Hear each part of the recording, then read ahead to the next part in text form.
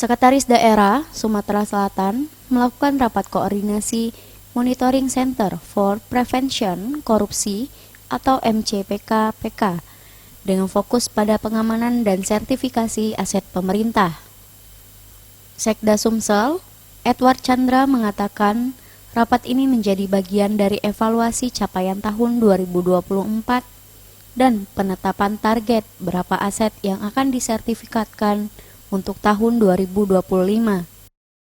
Rapat ini mengevaluasi capaian di 2024 sekaligus menetapkan target berapa aset yang akan disertifikatkan masing-masing daerah di tahun 2025 ini. Nah, itu telah dirumuskan tadi, langsung dipimpin oleh Bapak Untung, Kasatgas dari Sumatera Selatan, dari KPK, dan telah disepakati tadi masing-masing daerah, 17 kabupaten kota dan provinsi untuk target di tahun 2025 ini. Hal ini dilakukan agar aset pemerintah dapat aman dalam sertifikasi. Imelda Wiji, Sriwijaya TV.